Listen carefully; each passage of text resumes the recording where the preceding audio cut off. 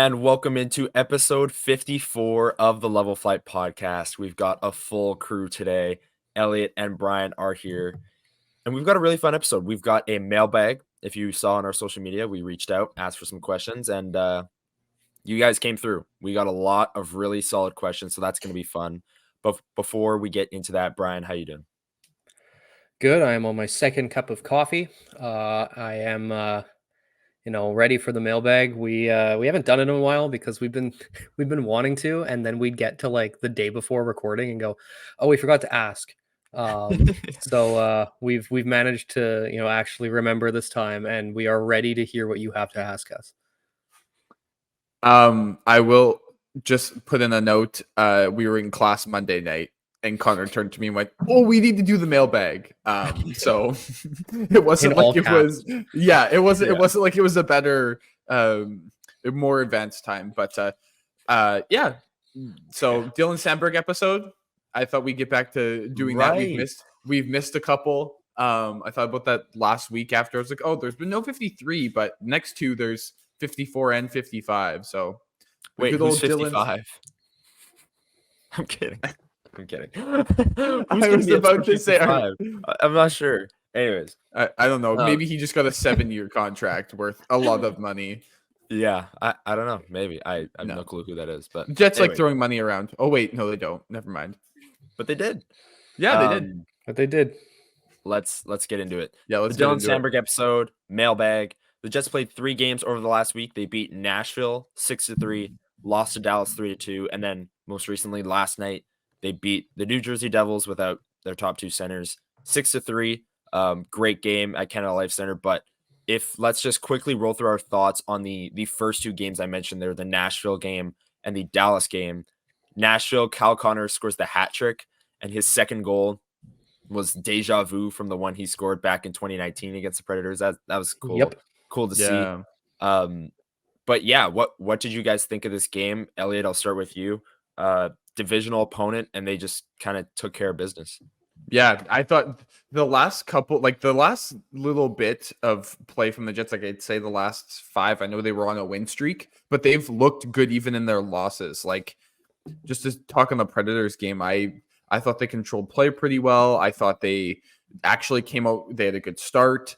Like, I just thought it was a good performance altogether. Another good win for the Jets. And like, we may talk about it later in the show, but I think this team's rolling right now. I think that they're showing why they could be, I'm not saying cup contender, but I'm saying they could be a contender to go on for a long run here in the Western Conference. Like, as long as you get a decent enough draw, this game showed that if Kyle Connor is rolling, you've got production from the second line with Cole Perfetti and Ehlers. If that line can start to get going, the third line's going to chip in every once in a while. They're going to dictate play. And, well, the fourth line, we'll get to it in the New Jersey games, a little banged up right now. But yeah, also, you also have to remember, this team is rolling without Gabe Vilardi. Yeah. Right? And for someone like Rick Bowness, where if Kyle Connor, Mark Scheifele, and Alex Iafallo are rolling, like we saw specifically in this game, yes, you put Vilardi back on that top line. But if things aren't going the way you want them to, you have an easy switch. Yep. Like, I know someone has to move around and whatever, like Nemestikov probably drops, you put Vilardi there. But anyway, speaking just to the specific game against the Preds, I thought everybody played well. I thought the Jets deservedly came out on top. Yeah, I mean, that was kind of a dominant performance against a team that you should beat. Brian, Dallas game, quick thoughts, and then we'll move into all of our thoughts from New Jersey. But Jets come up short against another Central Division opponent. They played a lot of them last week. Yeah, no, that was one of those games where it just felt like they weren't getting that little get up and go that they needed too early. And by the time that they finally looked like, oh, they're playing their best, they're playing their hardest, it was too late.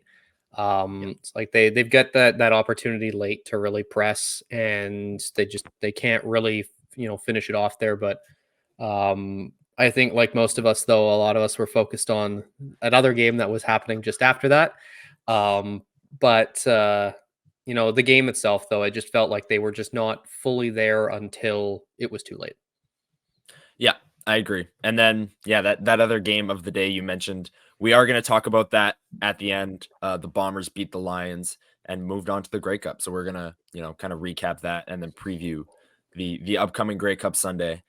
Should be fun. But the New Jersey game, the one that happened most recently last night, big 6-3 win. Rasmus Kapari leaves the game in the first or second shift that he takes. And it's a shoulder injury. They said they're going to know more today. They do practice at noon. So maybe I'll add in a note at the start of the episode or something if we do hear any news on that. But they go 11-7. They get Logan Stanley in. And then a forward goes down. So they're basically down to 3 lines. And yeah, it doesn't matter in the end, right? They win. Connor Hellebuck, I thought, had a really strong game. He had 3 goals allowed, but I thought, it looked a little bit better, made some big stops. Did you guys have any major takeaways, Brian? I'll go back to you for this one. A dominant win, but a kind of an asterisk given what the Devils lineup had looked like. Well, there's 2 things. One, I'm going to quickly just circle back to what you said about Hellebuck. I thought he was good. I do think there is still some concerns for me with some of those rebounds last night. Because there was some definite that really should not be coming out to where it is moments. So that's, I think, but I do think though he was still making the stops that he's had a little bit of issues with this year. But in terms of the asterisk, I think yes, but also you have to treat this as if it's a team that's lower than you in the standings. If you're playing a worse team and they don't have 2 legitimate 1A 1B centers, you should beat them anyways. So I don't think it's an asterisk, more so as this is what you should do to teams that are missing good players, because we've seen in the past the Jets have had a horrible tendency of losing games they should win based on who they're playing. I'm not saying the Devils are a bad team. They are a very good team. They have some issues with their goaltending and they've had some issues with injuries, and they took full advantage of it. And that's something that this team has needed to do for a long time. And it was refreshing to see them sort of jump on that and, put up, a 5 spot on Akira Schmid.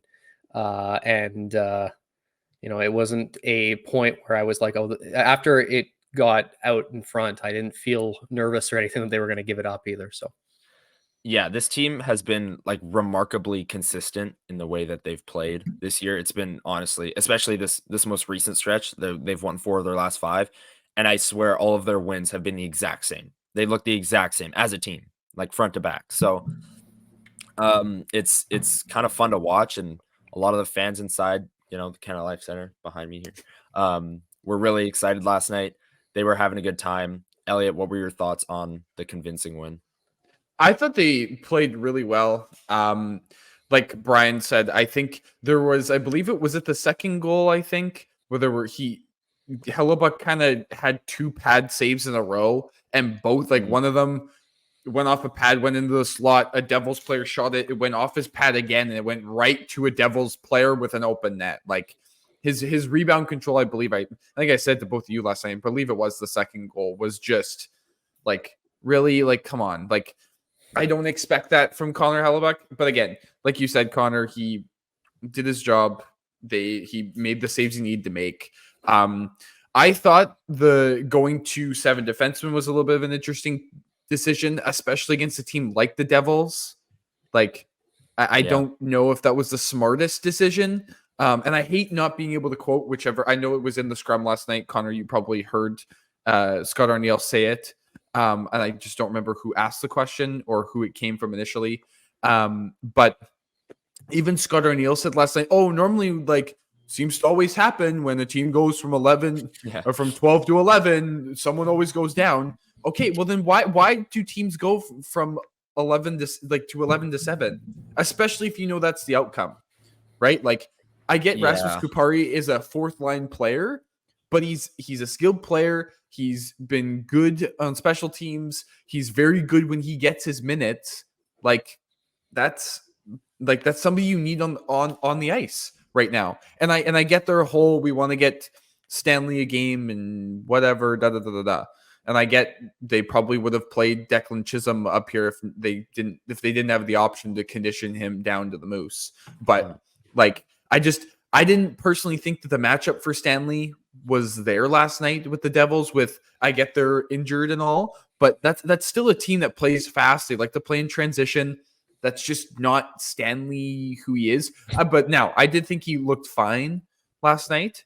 But yeah, I thought someone you'd want to race to see if they can handle it. Yeah, yeah. People will know if you've been listening to the show long enough. If you know, you know. But I'm not going to let you live that down for what it's worth. No, that's totally fine. I tell people all the time that I said that because it gets people to watch the show. Yeah, this is a great show. Anyway, pun incoming. I thought the Jets made Schmid look really Schmitty. Mid last night. Mid. Wow.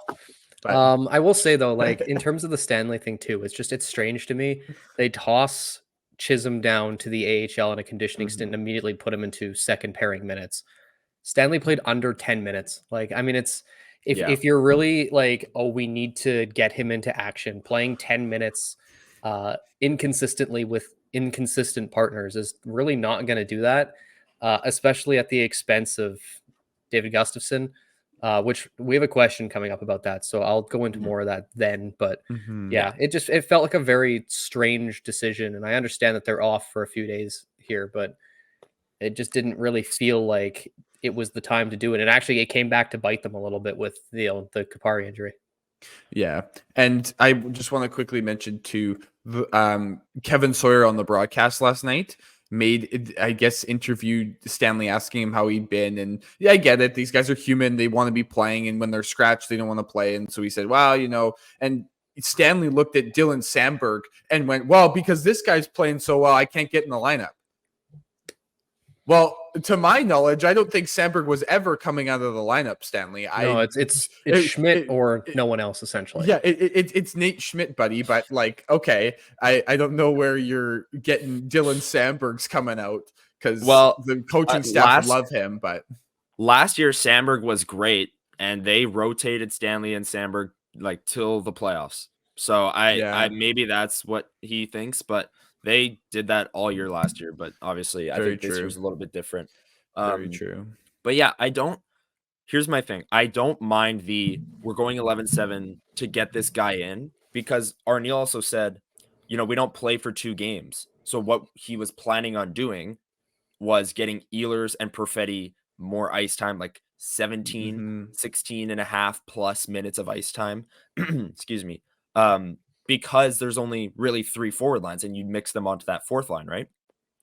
But the reality of the situation is Kupari goes down and Cole Perfetti still only ends up with 13 and a half minutes of ice time. So I don't know, like he was planning on doing it. Your 4th line is one guy. Your 4th line is Morgan Barron. And then it ends up being he scored. And then it ends up being that the guys you wanted to get more ice time get less than usual. Like Perfetti's averaging like 14 and a half minutes. And also, why are after that performance, all he's doing is putting up points. All he's doing is producing. Yeah. And playing well enough defensively. Like he's our best defensive forward. Yeah, wow. There's 2 other guys that I would probably say are better defensive forwards. And one of them, though, like he is. I think analytically, I don't think there's anyone who is as like good. Like obviously, he's playing the wing, but he's not getting the toughest matchups. But he's doing everything he needs to in those matchups to limit them. Yeah. Right.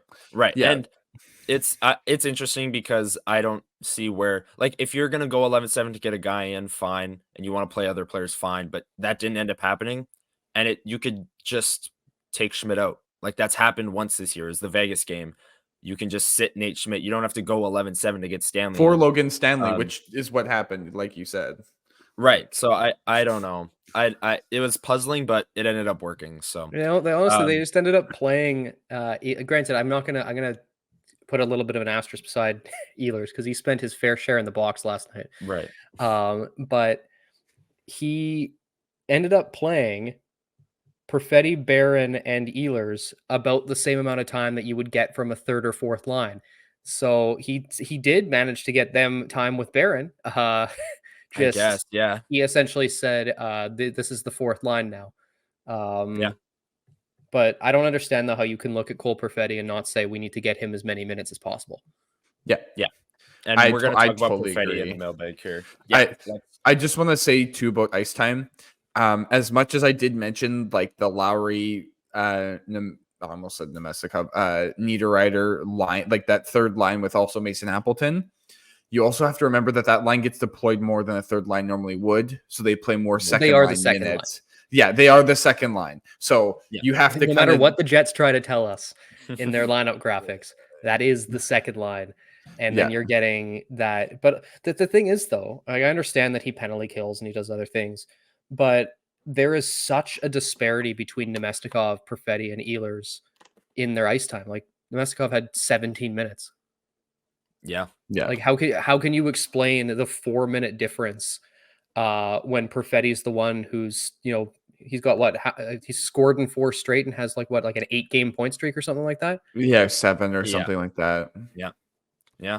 Perfetti's been fantastic. It's really something. 4 goals, 2 assists since last 5.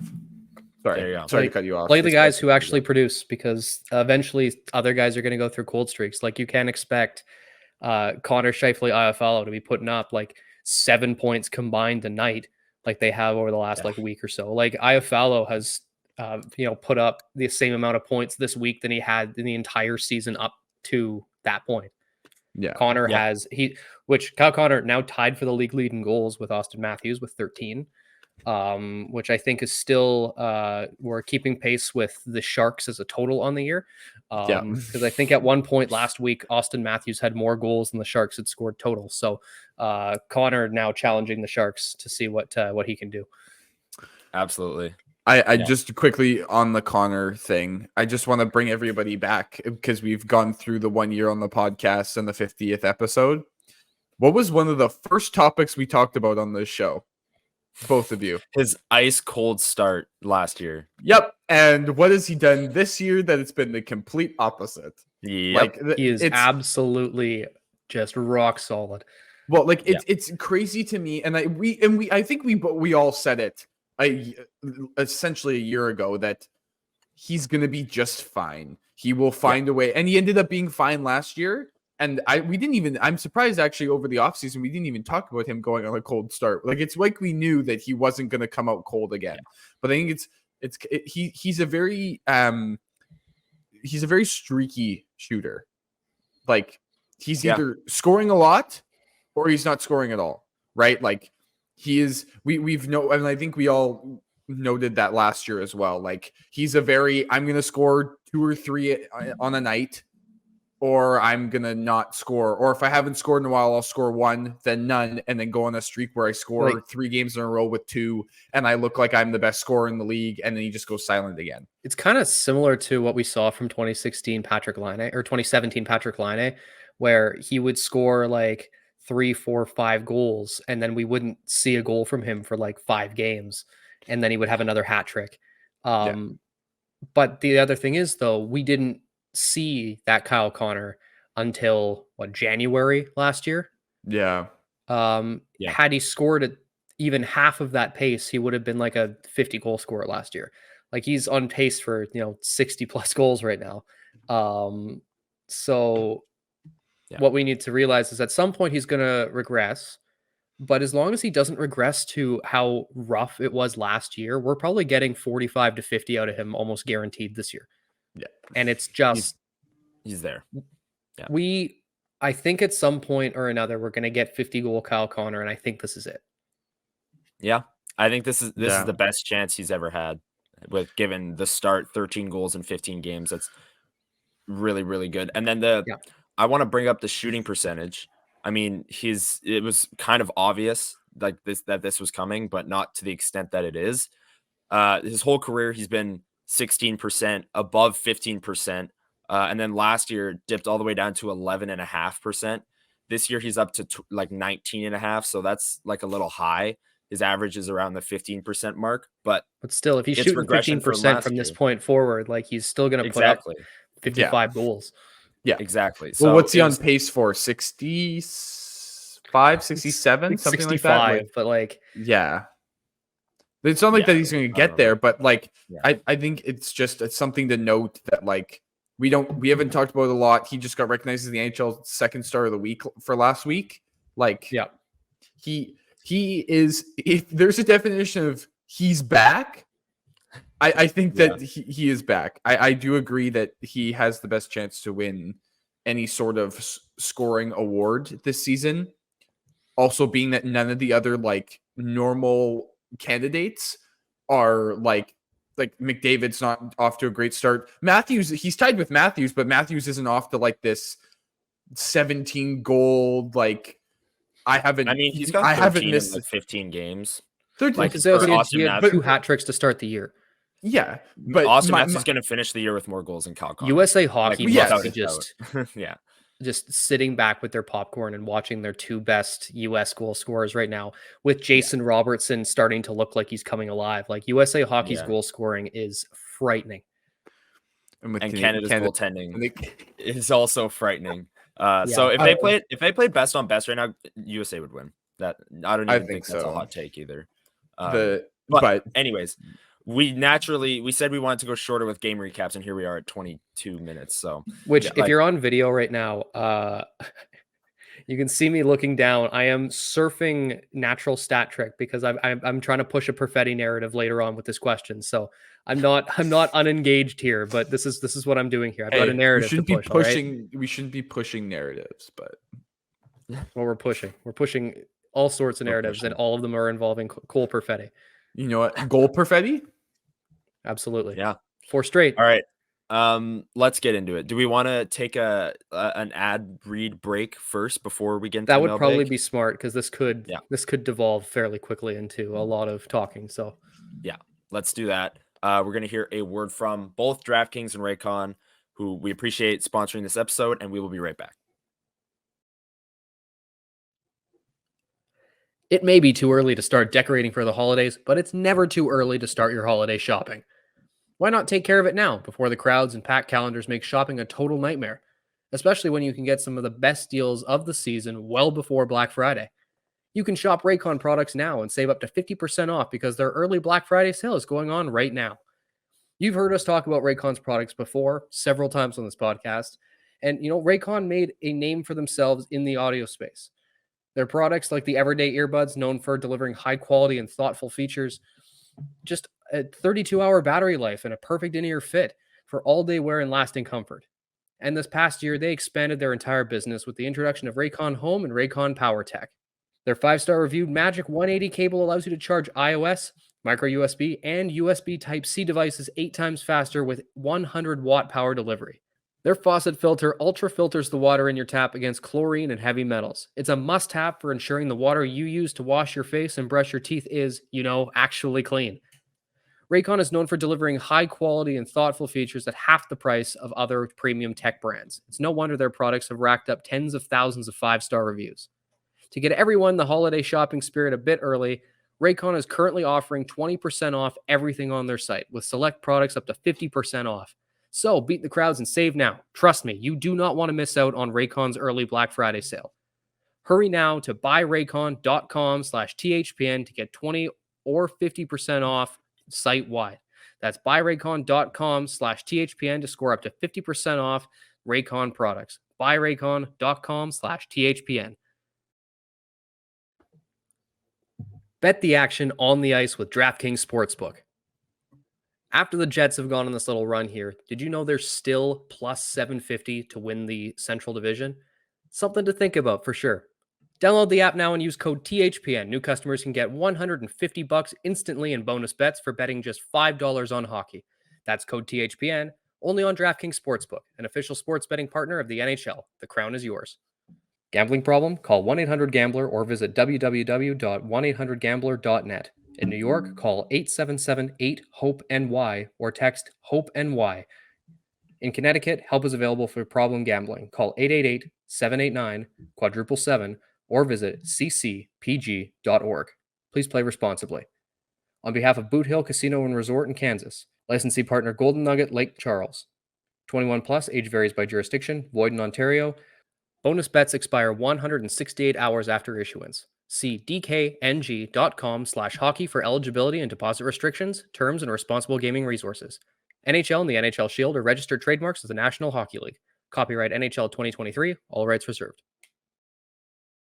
And welcome back into episode 54 of the Level Flight podcast. Thank you once again to DraftKings and Raycon for sponsoring this episode. And thank you to everyone who submitted questions to our mailbag. Let's get right into it. We were talking about Cole Perfetti before the break. At Ascended X saying, or imagine, he's submitted questions all the time on the show. We really appreciate it. But he's asking, how many points do you guys think Cole Perfetti finishes the season with?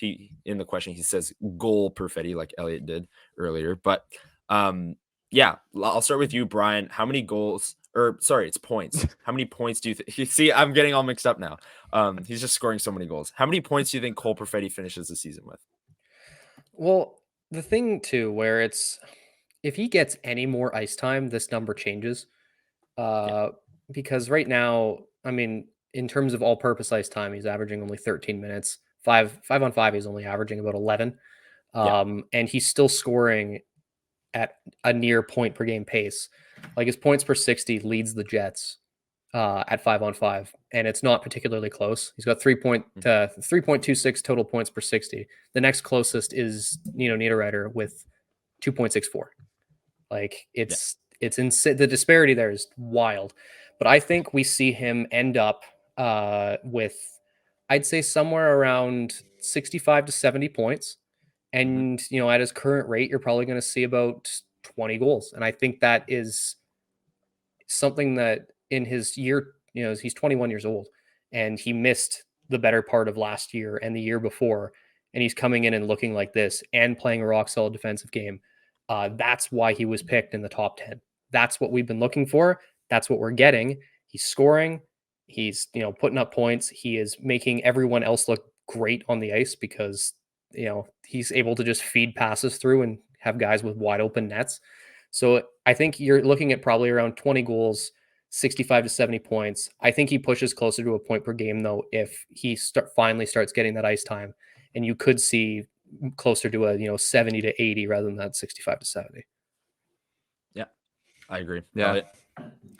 I like you said, Brian, I'm in that 60 to 70 range, probably a little bit lower than 70, just because of the current ice time. He is essential to, like, I know this sounds crazy, but I know it really isn't. I think he is essential to Nikolai Ehlers staying on track and really getting going. Like, I don't think Cole Perfetti does anything else other than find his teammates. He's going to score, right? Like there are still times where he doesn't shoot the puck when he should. But he is so good at finding his teammates and making sure that they're getting the puck and getting their opportunities.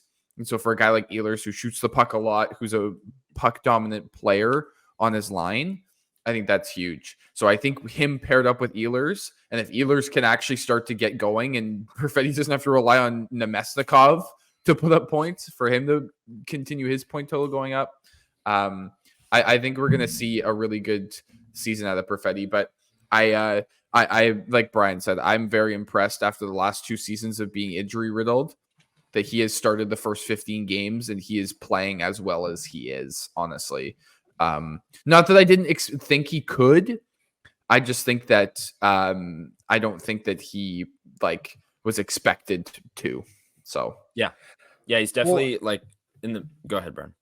I was just gonna say too, where it's like, can you imagine if there was someone who was playing center who can consistently produce as well? Like Vlad Nemesnikov, I will say, first of all, he's fast enough to keep up with those two. And he's not and he's a smart player. Like he knows where he needs to be. And he's very good defensively. But can you imagine though, if there's just off the top of my head, let's say they decide they want to see what Velarde looks like at center. just put Velarde in the middle on that second line. Unreal. Maybe they want to move Perfetti back and you put Velarde on that wing. Suddenly that's unreal. Like, can you just imagine, though, what happens if you have a guy who can reasonably score at a decent rate that isn't Vlad Nemesnikov, who can also just keep up as well offensively? Yeah. Yeah, it would be. I think that's like where Velarde's going to come back. I would agree with you there. On that second line, the wing, maybe they move Perfetti back to the middle, or they try Velarde at center for the first time this year, coming back from an injury. We'll see. But yeah, so right now he's on pace for 27 goals, 44 assists, and 71 points. So he's right at that mark that you guys were saying. I think when you take those numbers, I think the goals pace is going to slow down a little bit, but I think the assists pace is going to pick up. I think he finishes right around like 20. I wrote down here 22 goals. But I think he's going to hit over 50 assists. I don't know if this has been like what's the word? Like a conscious effort to shoot the puck more, or if it's just that's how it's kind of falling. But Cole Perfetti's never been like a shoot first player, never scored a lot of goals. He's always been a guy that overpasses, yet here he is on pace for almost 30 goals. I just don't really buy it. Like I think I buy in the talent, but I don't know if the goal scoring keeps up. The assist number, though, I really think is going to pick up. You add a Velarde to that line, Ehlers gets going, he starts scoring goals. He got 2 goals last night. He's up to 4 on the year. Like if Ehlers gets going, Perfetti is going to be the one that benefits like assists wise and production wise. So I think he's right around 70 points, but I think it's less 30 goals, 40 assists, and it's more 20 goals, 50 assists. That's what I'd written down here. That's my prediction for Cole Perfetti this year. I think the assists really are going to start to pick up here in the next month or two. Let's get into the next one. Brad Lambert. Do we see him up on the Jets before or after the All-Star break? I'm just going to quickly say before I throw it to either of you guys, we're not seeing Brad Lambert this year on the Winnipeg Jets. No, I'm in full agreement there. Unless half of the forward group dies, I truly can't, because first of all, we already have this year where they seem more reliant on guys already in the NHL to move up, or they're going to call up like a Dom Toninato, or I think people forget too, Axel Jonsson-Fjällby is still just in the AHL, and we know how much that they loved what he brought last year. So I honestly think that unless you lose like 4 top 6 forwards, you're not going to see a guy like Brad Lambert or, these young skill guys down there who are still trying to find their game. Yeah, Brad's been great this year, but this is his first time that he's looked legitimately great for an extended period of time at the professional level. So we can't just assume that would translate either. So if you bring him up and you put him on like in the top 6, he's not going to produce at like a point per game level. And I think that what you would also be doing him a disservice, because you'd probably be disrupting what he's doing, because he's getting comfortable. He's playing those top minutes with the Moose.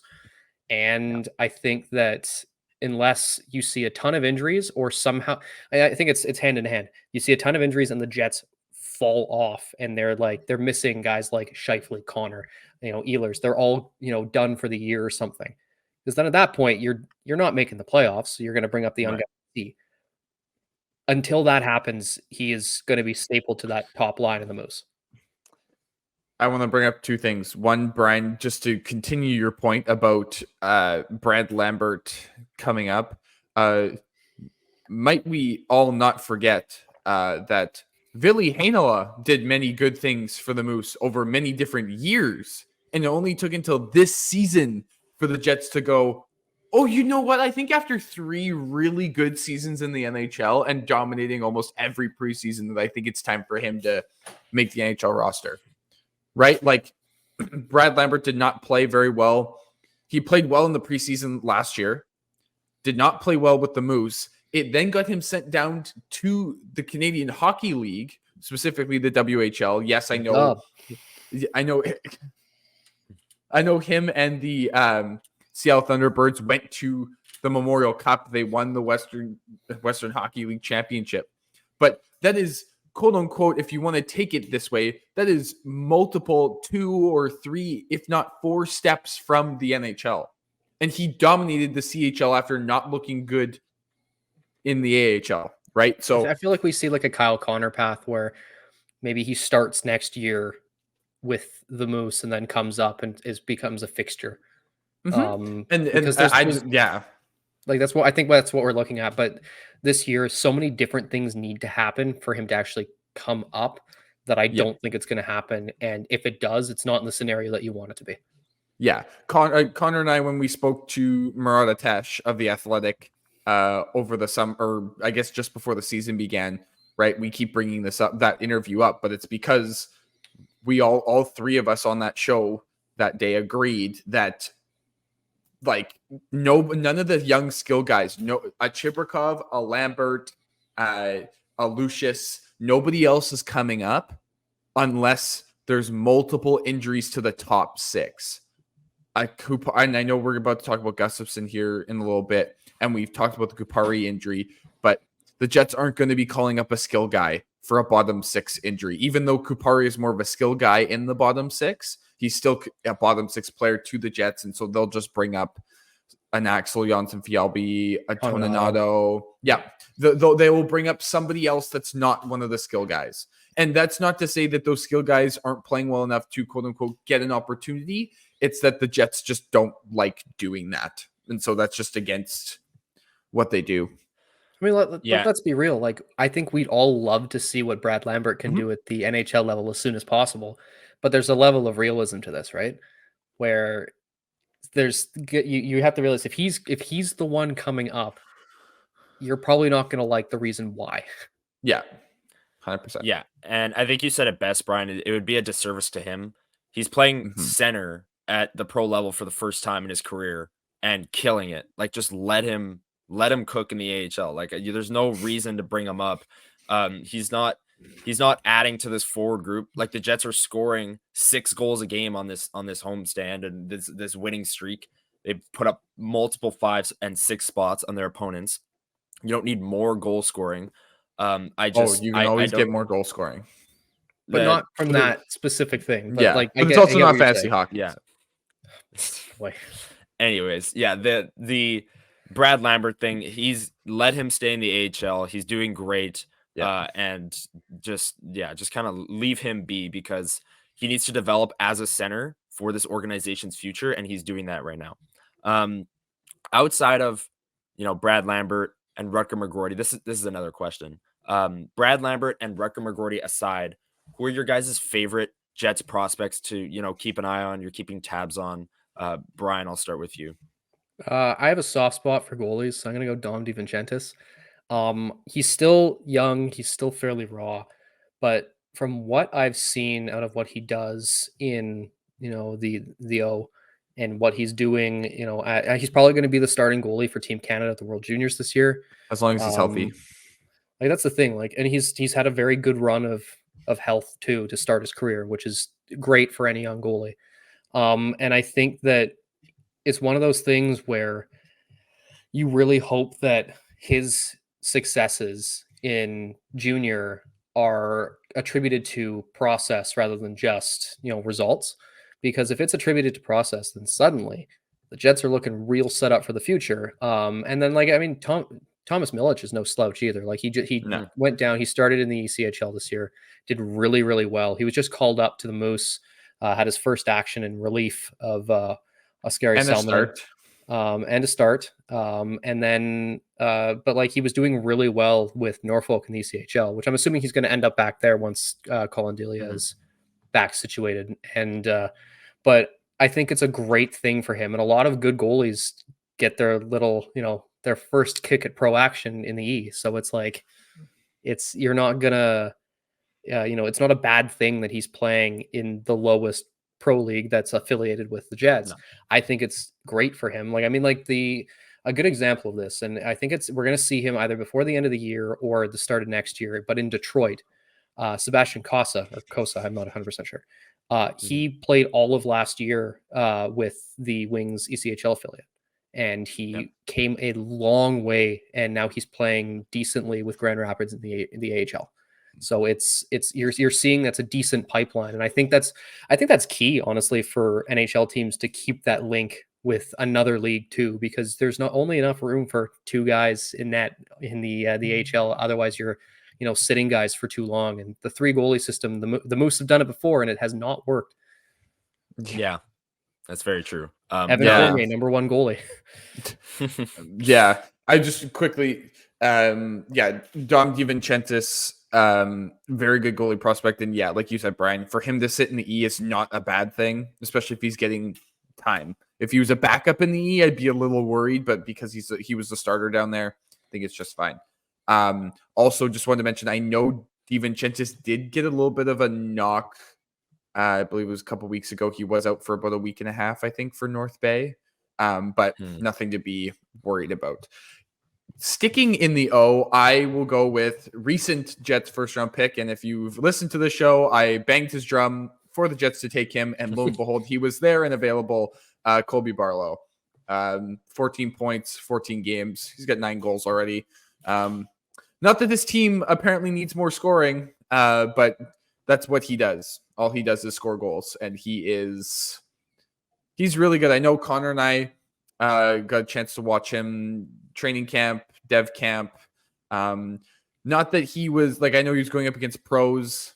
Times he looked like he disappeared, but it seems like that was good enough experience, because he is, like I just said, he's point per game pace right now in the O, and he put up 46 goals last year in the O. So I'm hoping that pace continues. I don't know if I hope he puts up another 46 in his post-draft year one.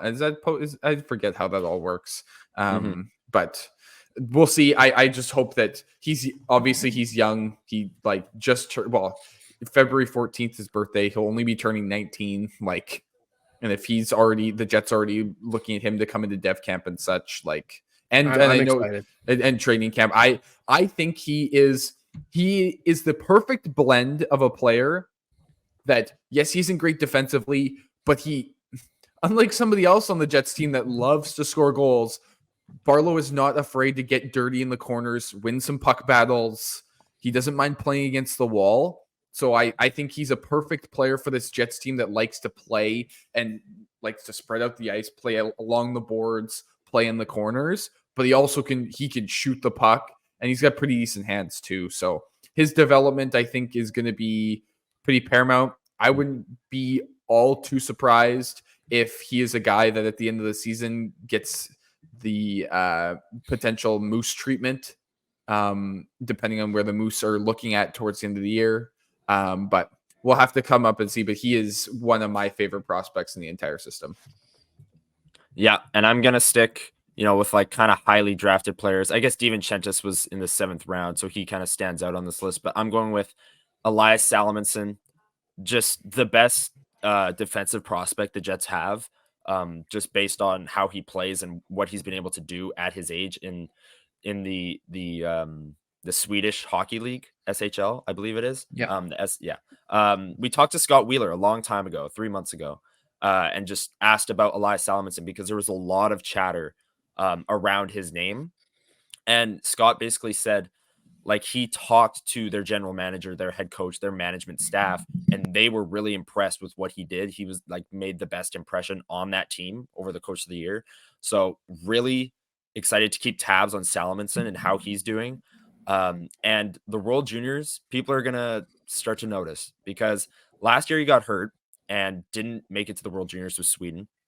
But this year, if he stays healthy, he's going to be a force for a Sweden team that's going to be really good. And people are going to start to realize this guy's really, really good. And the Jets hit on one second-round defenseman with Dylan Sandberg, and they might hit on another one with Salomonsson because he's just been that good so far. Similar mold of player as well. Two guys that are just safe with the puck and play really good defensive games. Yeah, I would say Salomonsson's more of a puck mover. Yes, and a 100%. better offensive option. But yeah, I agree. Both long, rangy, and good defensively. All right. Has Gus? This is the next question from Mark. We are away from the questions from Ascended X Saiyan, and we're moving on. Mark, asks, has Gus done enough to move Kupari to the press box? Now, this question was asked before the game last night, obviously. And if Kupari's out long term, then it doesn't really mean anything. But I think the answer is yes. He did do enough. The move from him to center on that fourth line kind of signaled that. And when Velarde was back, I think Kupari would have been the guy to come out. Now it's obvious Kupari's hurt. But yeah, do you guys kind of agree with that statement that Kupari would have been the guy out? No? You think it was Gus Elliott? I go ahead, Brian. You go first. For me, like, I just don't think that they put enough stock into the fourth line to really see, I think, the exact impact that both guys are gonna. I honestly think that in terms of what they like, how they play Kupari, I don't think that it was enough for Gustafsson to come in and do anything to really displace, unless he started scoring at the rate that he did when he came back in. Right. Didn't score, and then suddenly had 2 goals all of a sudden. But it feels like they are very, still high on what Rasmus Kupari has, whether it's potential or what he actually does. And I didn't get the feeling that Gustafsson was, the guy to be like, okay, he's staying in, Kupari's going out. But I also just don't think that fourth line is given enough runway to even like properly evaluate that. I think Gus would have been just the default because he was the one who wasn't in the opening night lineup. Mm-hmm. Yeah. Yeah, I agree with you, Brian. The fourth line doesn't get enough time for them to kind of go, okay, we need to make a change here. But I also actually have to think it has to do with Kupari right now in terms of his skill set. Yes, we know he's a former first round pick. He's got tons of potential and we see it. He shows off his hands, he shows off his speed. Like, I think that's one thing that the Jets like having in guys in the fourth line is size, and if they do have speed, that they like to use them. Look at an Axel Jonsson-Fjällby. That's all. I'm sorry to AJF, but that's really all that he has. He's got some size and he's really fast, right? So a guy like Kupari, I think, fits more what the Jets are trying to do. I also think that, yes, Gus scored, but he hasn't done anything since. Kupari is constantly, when he's on the ice, he's normally generating more offense than a guy like David Gustafsson. I know Gustafsson's more of a safe pick and he's very good defensively and he's a really good penalty killer. But I think Kupari brings more to the table 5-on-5. And so I think that's where the Jets have decided. And well, I mean, we've noticed that they've decided that 5-on-5 is more important because they won't do anything to change the power play and the penalty kill hasn't been great either. But the Jets have decided that 5-on-5 is trying to be their thing because that's where you spend most of your time during a game for the most part. And I think Kupari helps them out more 5-on-5. I don't think Gustafsson, like if Gustafsson had 5 goals and 7 points or something at this 15-point mark, okay, fine. Maybe he'll have done enough to kick Kupari out of the lineup. But I don't think Kupari's done enough to get himself kicked out of the lineup. And I don't think Gus has done anything to displace him. I am going to disagree with you both. What has Kupari done? Plain and simple. He hasn't done anything. Yeah, he's fast and like sure he like forechecks hard and he looks fast skating on the ice, but Gustafsson's the better defender and there's no question about that. And he's actually produced more offensively than Kupari has. Like, yeah, the potential is there, but like you guys said, the fourth line is just not getting enough run for him to like tap into. I think that's why I think the team just is relying on potential there. It doesn't feel like they're focusing on results. Which is fine. I don't mind that. I don't think Kupari has done. I think he's played his way out of the lineup. Personally, I don't. I personally think I don't think either of them have done enough to. He's got 1 assist. He's got 1 assist. He's an offensive player. He's got 1 assist in 15 games. But I notice Kupari more. Like Gustafsson, I don't feel like I know he's more of a defensive player, but I don't feel like I notice him in the defensive end where I should. Where if he is a defensive player, he's making plays, he's getting sticks on pucks. I don't feel like I notice him. And I definitely haven't noticed since his 2-goal like randomness. I haven't seen him on offense. At least when Kupari is on the ice, I notice him driving to the net. He's normally generating a chance. He's doing something that actually feels like contributing when he's out there in his minutes. I feel like I'm not trying to say he's crushed his minutes. I just feel like he has at least done enough to stay in the lineup, and I don't think Gustafsson's done enough to kick him out of the lineup. He's playing from behind, essentially, where it's like it involves Gus having to go up above and beyond, because very clearly the Jets are high on Kupari, and we know that they like to sink their time into players that they are high on. And so it feels like Gus was in a hole to start with, because let's be real, he hasn't had the ability to really prove himself because he's been hurt a lot the last 2 years. I feel like he was in this position a couple years back, and then it was displaced by, one of their weird late summer, goon signings that they would bring in. And then they stopped doing that. And then he got hurt and he lost that ability. And now it's like Kupari's, he's here. They like him.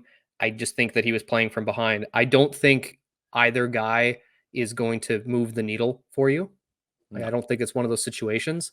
But I honestly think, though, I think Elliot's right, though, where essentially what you're getting is a guy who's just faster than Gustafsson, and you notice him because of that.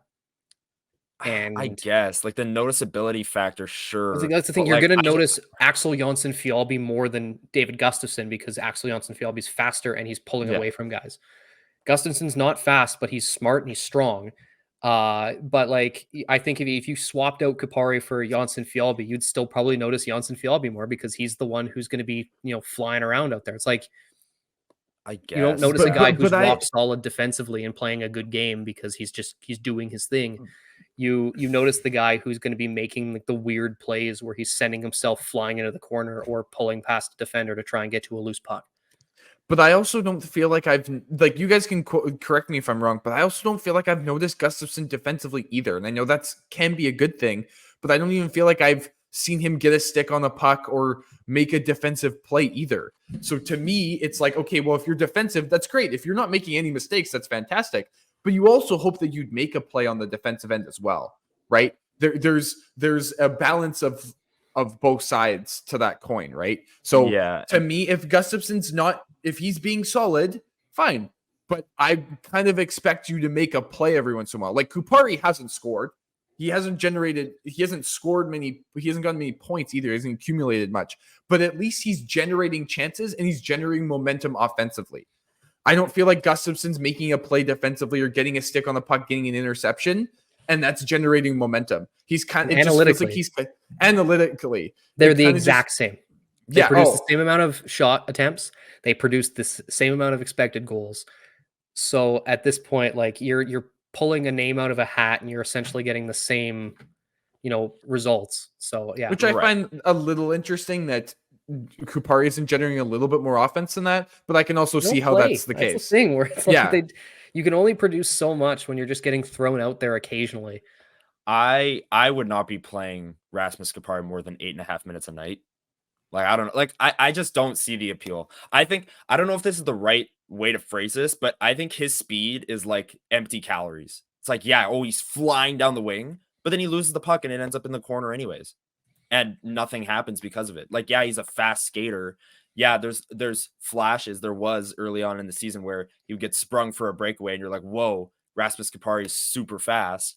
And he's by NHL Edge tracking the fastest player on the team, apparently. But I just think it's all for nothing. And if anything, he skates himself into trouble too often. That's just the way I see it. And this whole conversation might be null and void because he might be out for 3 months and it's Gus. Who knows? Maybe right? Gus just plays his way into keeping the spot. That's the thing. Or Gus plays his way out of the because that's the thing where he's probably going to move to center, which is his natural position. And that's where he had all of his success with the Moose. So you see that, and then we'll find out how severe the Kupari thing is, because if it's long term, you're going to see a call up. It'll probably be like Dom Toninato, and then you're running Barron, Gustafsson, Toninato, which just feels like a bunch of guys. Yeah, just guys, just fellas. Here's just a few fellas. But here's a good question: would you rather have Dominic Toninato or Jansen Harkins? Toninato, 100%. Harkins too. Empty calories with his speed, man. What is he? Also, what has he done? You know what doesn't matter in the NHL? How much you produce in the AHL. Yeah, but two guys that do that. 2 guys that do that. How many players do the another Jets have couple of that do that? fellas. Like Harkins and Kapari are the exact same player to me. I'm sorry, but that I just see it the exact See, same that's way. a little bit too far. I can sort of I don't agree think you're- so. He has I can 1 agree point with your in 15 games. Like, what would Harkins be doing on the fourth line right now? I'm sure he'd have 1 point in 15 I don't think he games. would. And I also think don't he think would. that I also think that he'd be out there for more goals against. I don't think Kupari's been out there for that many goals against. Yeah, okay, like sure. I wonder But how Harkins I is doing think in Wilkes-Barre, Scranton, yeah, Pennsylvania. now right he's now. back in the A.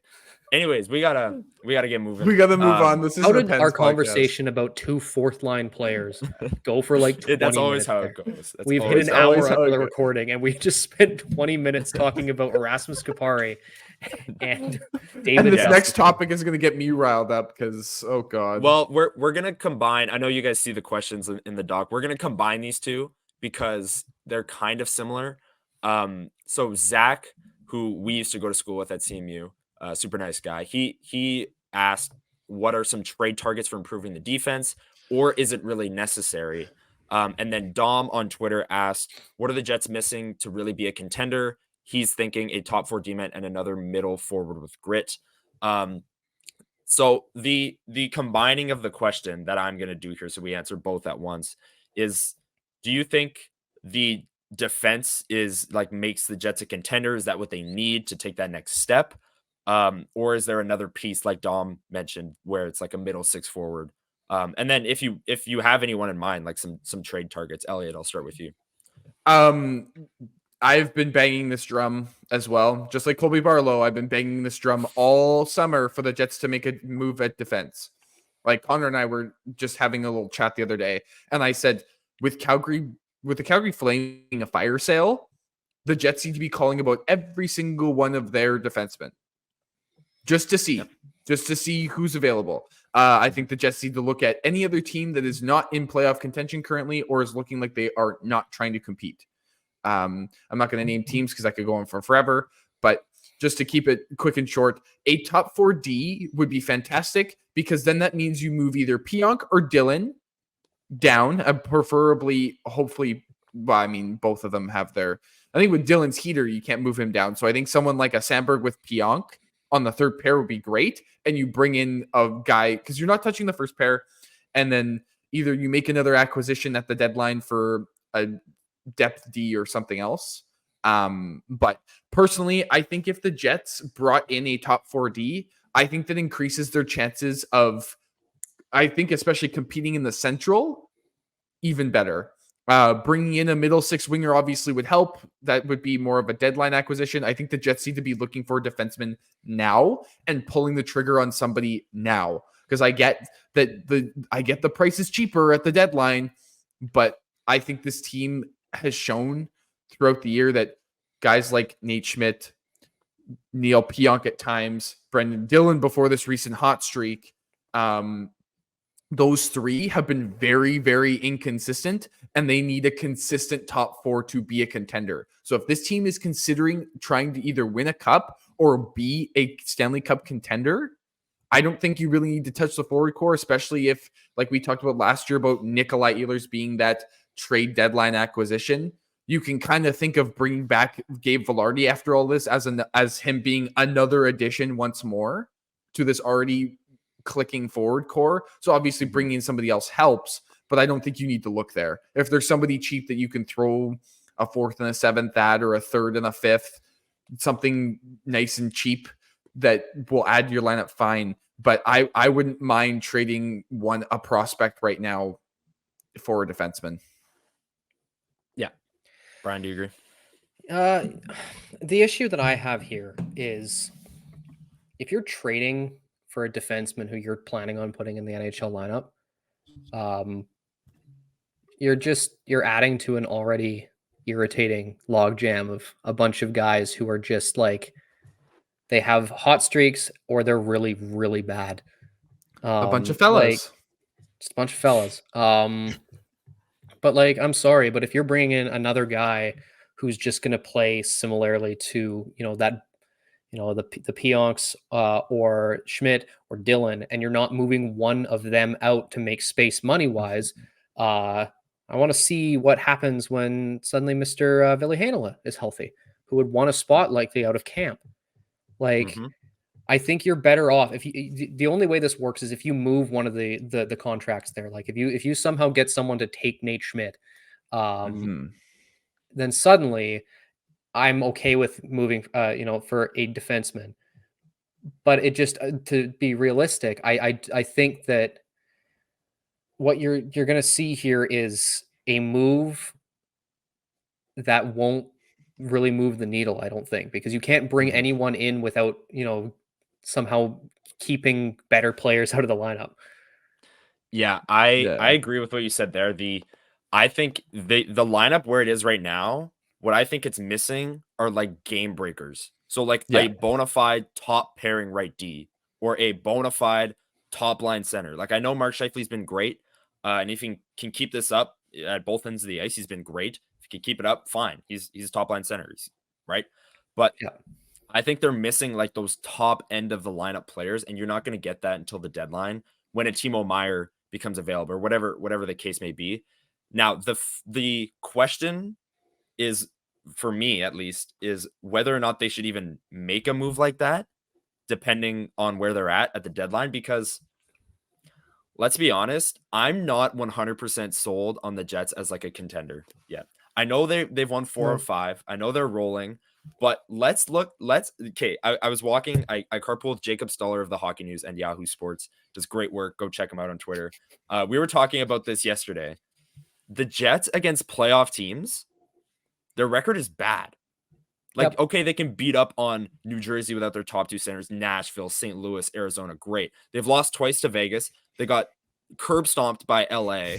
And they lost to New York. Lost to Who else? Dallas. They lost to Dallas. Like, what's their most impressive win of the year is probably Florida in the home opener. Florida's been really good this year. But Florida's decor at the time was like, I think I almost suited up at third pairing lefty for them that game. Like, it was rough. Like they were hurting on the Yeah, back until they end. So start beating the teams that they need to actually beat to get on their yes, way to a cup, it doesn't matter. Like you can, Yeah. that's what I'm the saying. whole Yeah. thing with this is, uh, you notice also too teams that win have more than one portion of their game. Jets play one of the best games in the NHL at 5-on-5. Mhm. You put them on the penalty kill or on the power play, they're entirely different team. Yep. Yeah. So if you put everything together, I say even if they get a better power play percentage, because you can then cover some deficiencies up with the goal scoring. Better power play, I would start arguing that maybe yes, they are getting into that contender view. But you can't score on the power play consistently. You can't stop other teams from scoring on the power play consistently. Mm-hmm. 5-on-5 is only a portion of the game. You actually have to put other things together for it to actually work. And there's something to be said, like they're beating the teams they're supposed to, which is something we haven't seen in years past. They would lose these games weirdly to San Not Jose. beating the ones they need to. Right, exactly. Like Yeah. I think another one of their most impressive wins was Detroit, Yeah. where Detroit was at the time, I think 6-1-1, one like top 3 team in the league. And then they beat them on the road 4-1, right? And Hellebuck looked great. He arguably stole that one a little bit, but that's what you need from, Hellebuck, your Vezina winning goaltender. And it feels like they're right there. Like the Dallas game, the New York game, they're right there. They're so close to beating these playoff teams, these bona fide contending teams, but they're just not quite there. And I'm not sold on the fact that they're like a middle 6 forward away. Like I think they're like from being a Stanley Cup winner. I think they're a bona fide like a Noah Dobson if the Islanders sold, or like a Yeah. bona fide top pairing. Like they're not Nikita Zadorov away from being this unreal team. Like the Jets have Nikita Yeah. Zadorov. His name's Brendan Dillon. Well, like let's also Like keep in mind too, like and Dylan I- Sandberg. Dylan Sandberg's better like than both of those guys. yeah, Like I'm thinking of like the Rangers game too. How many times did the Jets have the ability to put that away on the power play? and didn't. Yep. Yeah. And that's how you need to beat good teams. You take the opportunities they give you and show that you are also a good team, that you should not give them the opportunity to actually come back. The Jets had 5 power plays in that game, went 0 for 5. Yeah, it was something high like that. Yeah. But yeah, no, I also don't think that we also have to talk, because the part of that question too was a middle 6 forward with grit. What type of grit are we talking here? Because there's the grit where it's like they don't add anything to Ryan the Reeves. lineup. They're just there they're just there to be, running around and hitting people. Or is it the grit like what Tampa did so well over those few years there, where they get those guys that they're gonna make you really, really angry to play against. Corey Perry. But they're also not even, I wouldn't even say Corey Perry. I would say like like Brandon Hagel or a Barclay Goodrow. Obviously not for the price. Or like Blake Coleman is another one too. Like he's fallen off recently, but like when he was traded to Tampa, his whole thing was he's going to go in there, he's going to retrieve the puck, and he's going to set someone up. Like that's the grit that I want, the usable grit that actually leads to things. But that being said, you have a reliable middle six forward right now playing on your top line that might at some point end up back in the middle six. Right. Yeah. And you also have, a just bona fide goon in Nikolai Ehlers in the middle six already. So there's no point in adding. I want to quickly preface that when I said Calgary, that was my example. I also want to say that I don't want the Jets to just trade for like Nikita Zadorov. Right. Like they need to be. I agree with you, Connor. When I made that statement of I want them to make a trade, it needs to be for somebody who's going to make a difference. Someone that is going to put up either points or is going to be like so rock solid defensively, like more than like a Dylan DeMello or a Brendan Dillon. Like it needs to be somebody that is going to make an absolute difference. Like you said, a game breaker. That's why I mentioned throwing in a prospect, because that's what you're going to get. You're going to have to trade a prospect, and potentially a roster player like a Nate Schmidt or a Brendan Dillon or a Neil Pionk for a game breaker.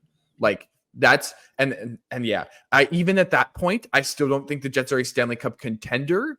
But I do think that if they make that move, they're closer.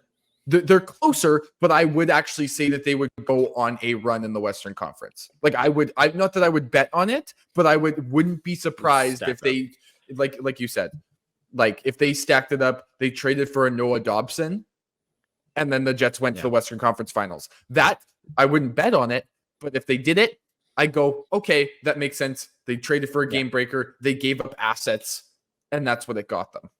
Yeah, I got what you were saying with the Calgary thing, but that's a good clarification. The Noah Dobson thing, I like the Islanders have just been bad to start the year. I'm just throwing a random name out there, but same thing. Yeah, same thing. It's just just somebody out there that does something that nobody else on this roster is doing at the moment, right? Yeah. Someone that is going to make plays either defensively or on the offensive zone that are going to win you games.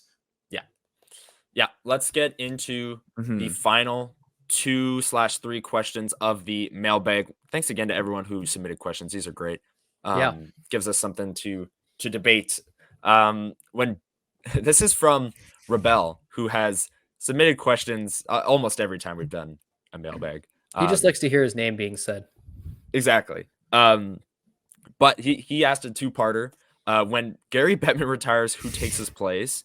And at Chipotle, do you prefer a bowl or a burrito? Now, I don't have an answer for that first one. Like I don't know enough. I don't have an answer I'll let either you of those questions. I'll let you go, Brian, because I don't know enough about like the NHL media executive or, like, board. I don't either, which is why I'm gonna go off the board here. I think there's I'm gonna answer both questions here. First one, when Gary Bettman retires, Dwayne "The Rock" Johnson will become the commissioner of the NHL because he keeps saying that he wants to get more involved in like sports management because he's like, I love running the XFL. So I'm like, the next natural step is to take over the NHL and then turn it into just professional wrestling on ice.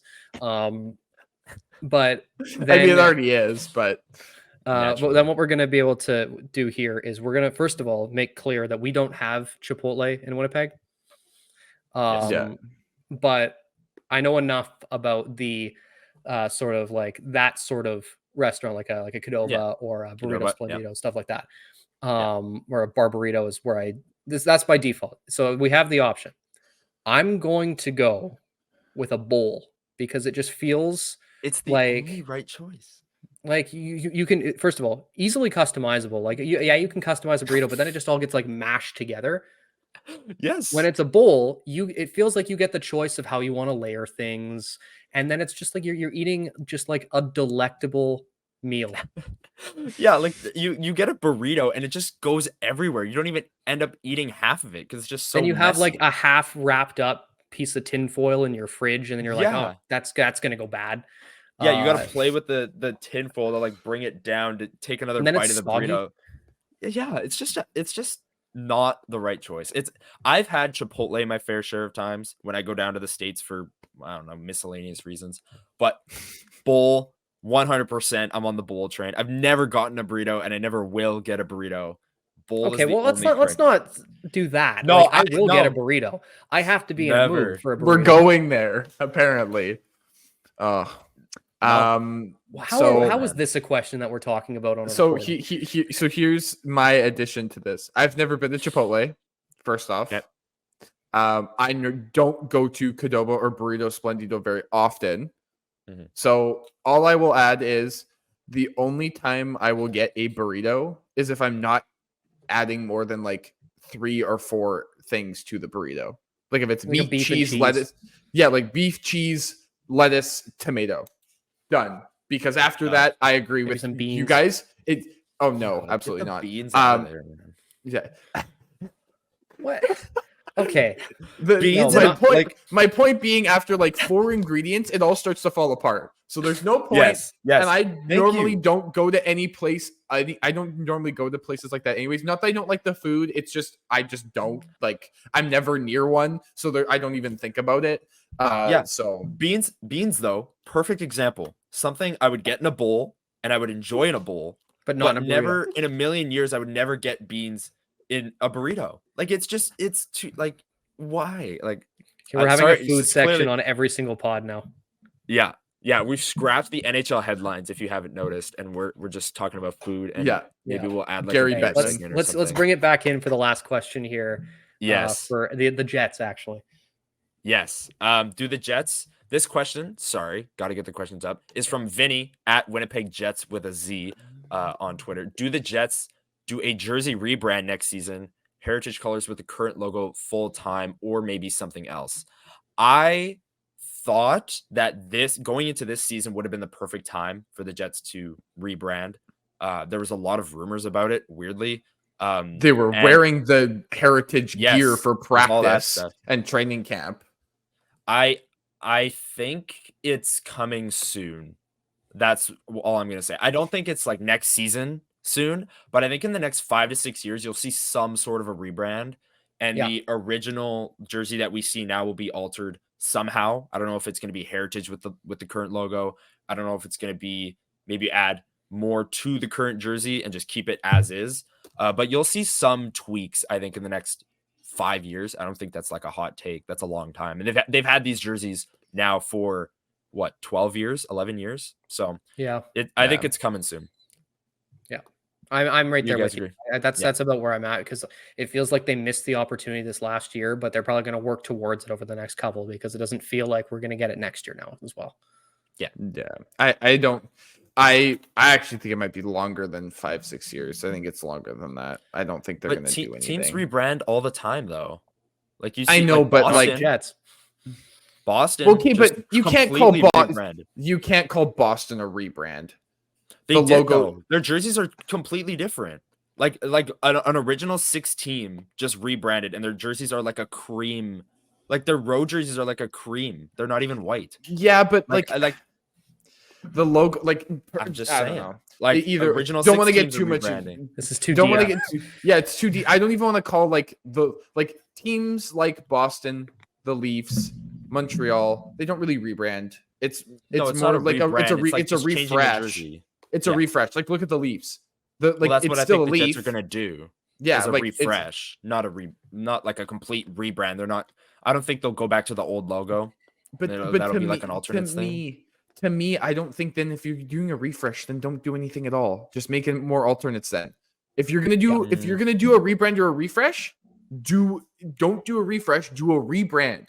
Change the logo. You don't have to change the colors because that just gets complicated. Like that's Right. I guess where Boston did more of a rebrand than a refresh, is because they changed the colors. But to me, like, change the logo, change this, change that, change the secondary logo, whatever.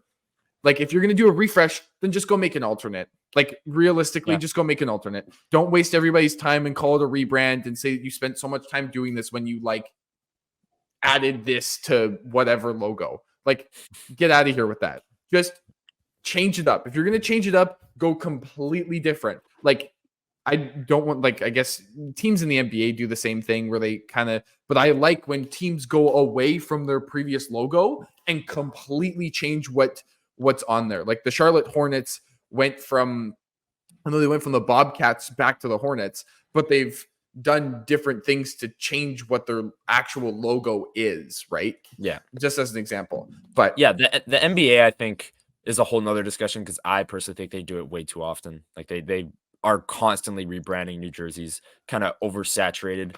But the NHL, and especially in the Jets case, I think it's not long overdue yet, but it's going to be in the next 3-4 years. It's going to be like, all right, what are we doing here? Because we still got the same jerseys. Yeah, the alternates are really nice, heritage, but yeah, I agree with you. I'd like to see a full rebrand if they were to do something. if they're going to do anything, it should just be a rebrand. So yeah, I agree. Personal preference. Yep, fair. Let's get out of here. I'm heading to practice. I will add a note in if they say anything about Rasmus Kapari. Yeah, I've got 50 minutes to get over there. But yeah, if they say anything about Rasmus Kapari, we will keep you updated. We will add a note at the start of the episode, or whatever the case may be. But thanks once again to everyone who submitted questions. That was a blast. And we're gonna get back on track to doing this once a month. You heard it here first. We're not gonna let it go as long as it did anymore. But yeah, from all three of us, thanks for listening. Episode 54, the Dylan Sandberg episode. Catch us next week for the Mark Scheifele episode. Should be a good one. Jets with, who do they play? They play Buffalo and Arizona on Friday and Saturday, back to back, both at home, and then Tampa Bay on Tuesday starts a road trip in Florida there. So yeah, we'll be back next week to break all that down. Check us out on all of our social medias at Level Flight WPG. We'll be posting a lot of content, a lot of clips. And yeah, give us a follow over there. Give us a share. We really appreciate it. And from Brian, Elliot, and I, thanks for listening, and see you guys next week.